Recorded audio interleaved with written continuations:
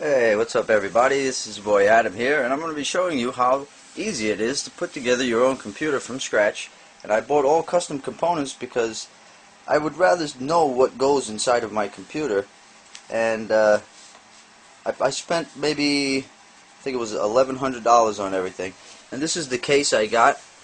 So up in this top box here, there's the PSU, the motherboard, the CPU, the water cooling unit, the everything that goes inside the case. The case I got is the Cooler Master HAF 932 high airflow full tower chassis, and that's what it looks like. So I'm gonna unbox everything right now, get it up over here on the desk, and then we'll take a look at the components that we have going into it, and then I'll show you how simple it is to put it together. And the documentation that they give you with all of these components should help you on your way. Let's unbox everything and rock and roll.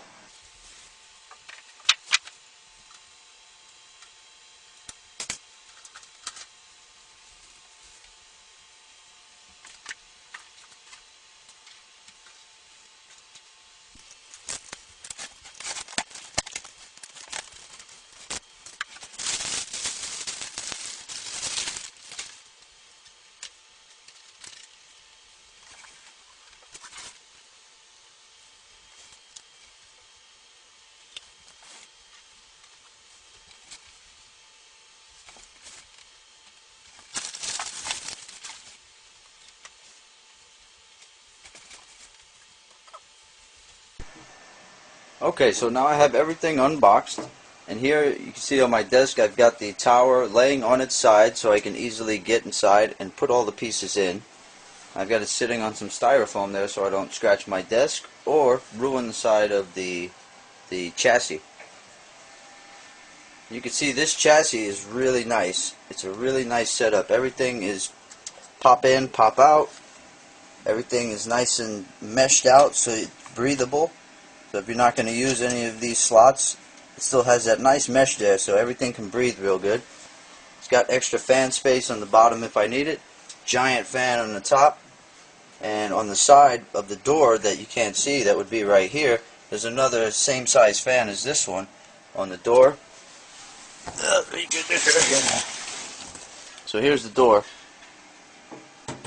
You can see it's got that nice security style type window where you can see through, and then there's the huge fan. So that's the door.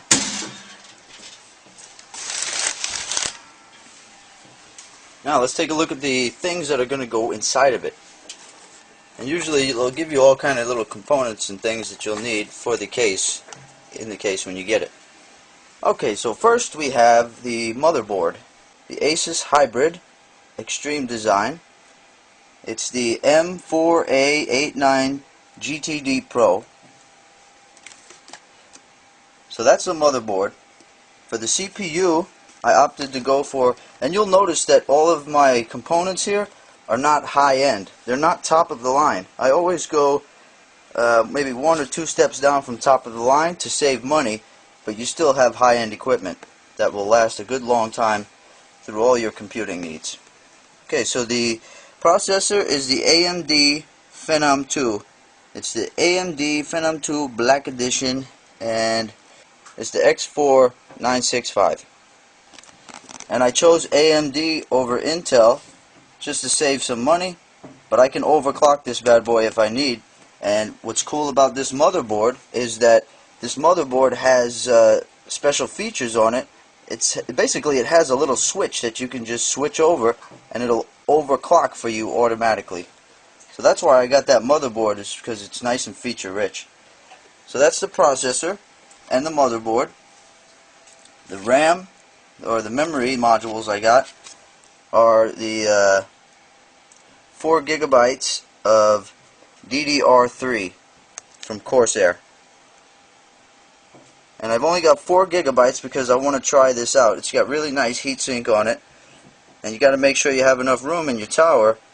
I got a nice big tower, so I won't have any space issues. But if this memory works out real nice, I'm going to double up and I'll have 8 gigabytes.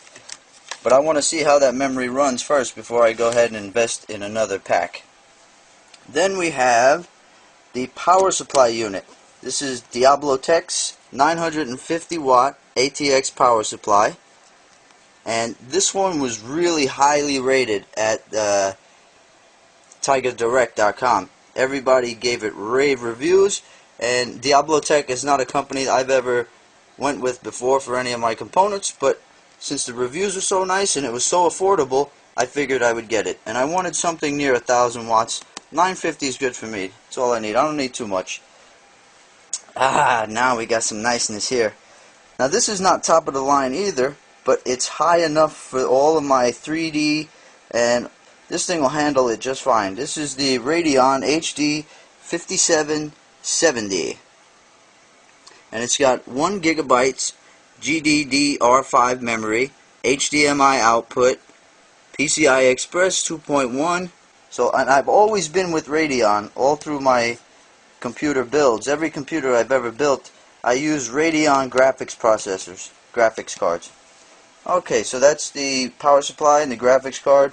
Then here we have, for the CPU, the H50 water cooling unit for the CPU cooler. And what it has is a radiator and the module that goes onto the CPU itself. And so this is my first experience with water cooling for CPU. And that is the Corsair H50.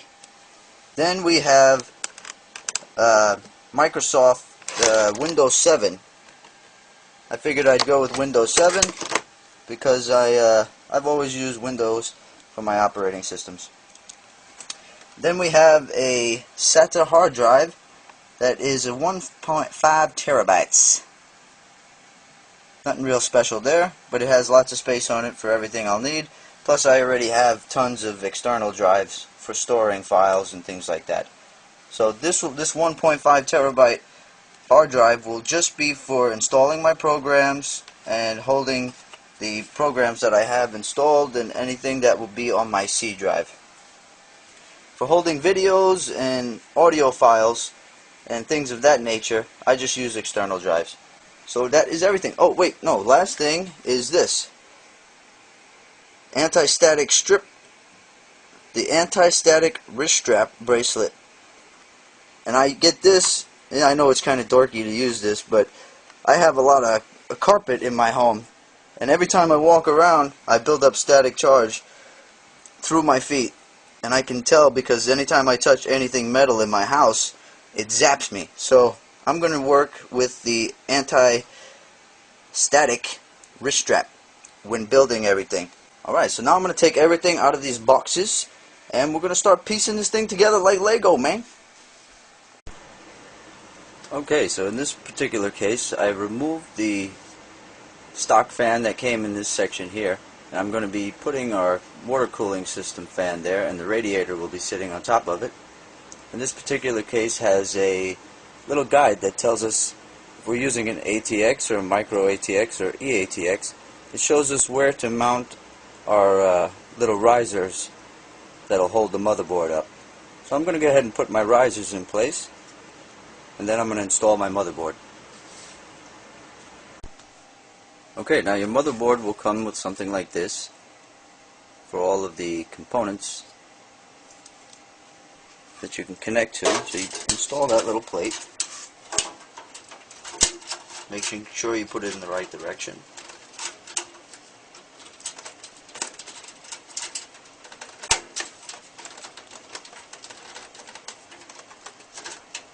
And it just pops into place like that. Okay, now, for my particular motherboard, I have to remove, if I want to put my water cooling unit in for the CPU, I have to remove the heatsink fan bracket and the back plate off of the motherboard. So I'm going to do that now, and I'm going to put the water cooling bracket and back plate on. Okay, so here's the back plate that I removed that came on the motherboard. Get rid of that. And here is, see that black bracket? That's the one that came with the H50. So I just put that one in place. Now let's go ahead and put this thing on.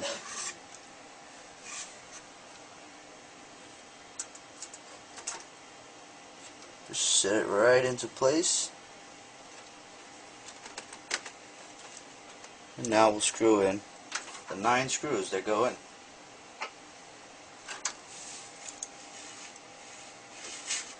Push it up against the edge, nice and snug. Let's get screw number 1 in place, and the rest will follow suit. Make sure you don't screw those in too hard. Okay, now with the motherboard in place, we're all ready to unbox and get our central processing unit into the socket. Now you can't go wrong with this because there's a little arrow on the socket, and there's also a little arrow on the processor. So you can see there's a little gold arrow at the very top of your processor, if you have this type, and there's a little arrow here, so it all lines up. And there's also little positioning segments inside of the socket that correspond with those little empty spaces there in the unit. So let's go ahead and grab that out.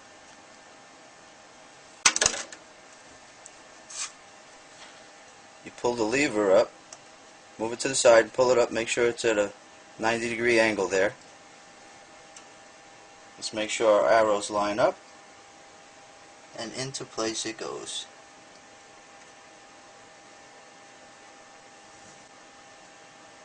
There it is. Now you just go ahead and lock that back down.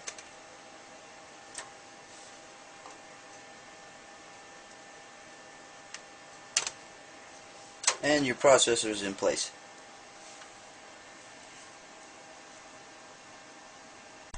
Okay, now we're ready to install the H50 bracket and get the water cooling system on. And this is the bracket I removed, the default bracket that came with the motherboard that I removed. And it has a heatsink, which is pretty nice looking actually. But I'm not going to be using this. I'm going to be using the H50. But if you're using something like this, you'll notice that there's thermal paste already pre-applied. So you wouldn't need any thermal gel for this type. And for my H50, I don't need any thermal gel as well because it's pre-applied also. So all I have to do is get the bracket for the H50 on, which is this guy right here. This is for the AMDs. All I got to do is set that into place, and we're ready to put on the H50 water cooling unit. Now before I attach the unit to the processor, I have to put this fan, where I removed the stock fan that came on the case. I'm going to put this fan right here. And then here we have the radiator. This radiator goes on top of the fan. And then there's the unit that sits on top of the processor. So this fan is going to go here. The radiator is going to be attached to it, and then the unit gets attached to the processor. It has that thermal layer all ready to go, so you don't need paste.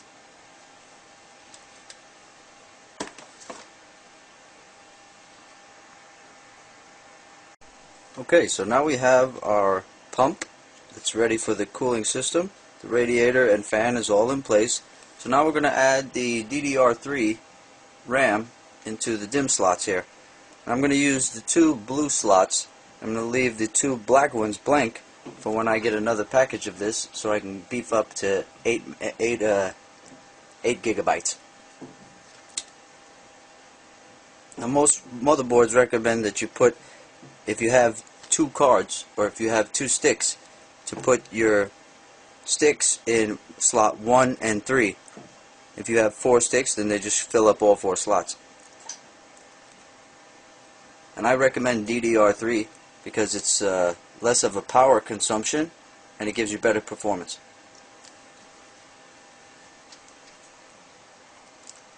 And the way these are notched, you can't mess up the way you put it in, because these notches here correspond to those notches there. Okay, now we're going to install the Radeon HD 5750, which is a beautiful card. This is one of my favorite components of the whole system. And for this particular motherboard, we have a couple of PCIe slots. This one on top that's white or gray, and then this blue one. My Radeon's going to go in this blue slot, and then the motherboard came bundled with a VGA switch card, which is going to go into the gray slot. So I'm going to go ahead and put those in, and then we're about ready to get the power supply unit in and start connecting all of the case and chassis wires to the motherboard. Man, this thing is really pretty. This is a beautiful card. Look at that. When you're handling these cards, you want to make sure that you don't get your fingers all over that stuff on the bottom there. So you hold it by the edges as best you can. This thing is nice. It's not top of the line Radeon, but it's pretty. It's a lot nicer than what I was using. Now, what we're going to do is make sure we remove two of these slots here that are going to correspond to where the card is going to be plugged into that dark blue PCI Express slot. So I'm going to pop these out, then I'm just going to turn it the way it needs to be turned, pop it right in, and then we'll get the power supply unit set in. Okay, so as you can see, we've got the Radeon in place, and that's pretty much everything that's going to go into the motherboard for right now. And soon I'm going to take all of these wires here that are sitting on the side here, and that's going to connect everything that powers the chassis to the motherboard. Now, before I do that, I'm going to add this, see if you can see that, the Diablotech 950 watt power supply. It's not the biggest power supply or the most wattage, but this one comes highly recommended, and it has great ratings. And I don't think I'll need any more than 950 watts. And this case happens to come equipped with top or bottom mount for the power supply. So I'm going to mount the power supply on the very bottom, right under the Radeon video card there.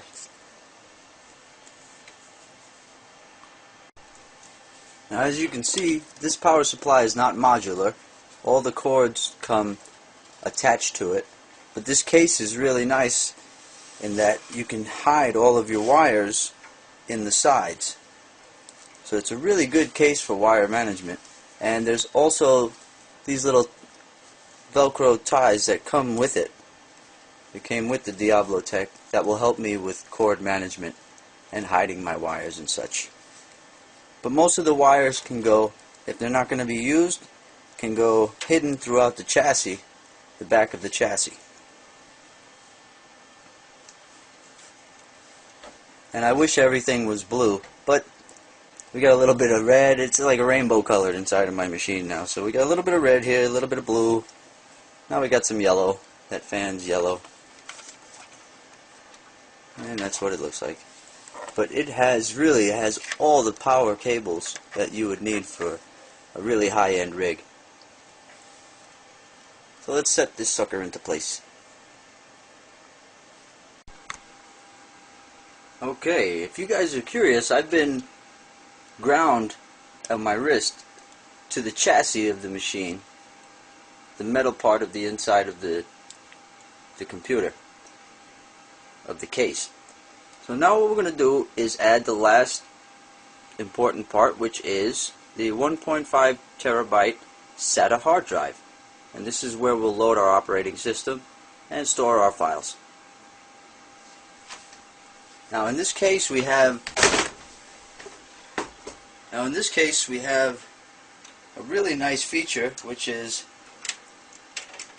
screwless assembly for your hard drives and also your bays. Any of your bays, they just pop in, pop out.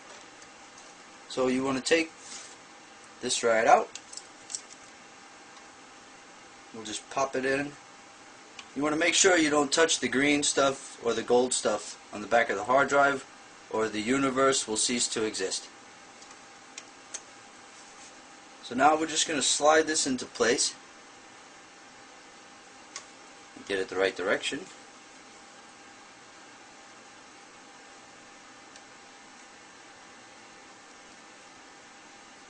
Now those pop into that side, and then you can just kind of bend these out of the way and slide it on.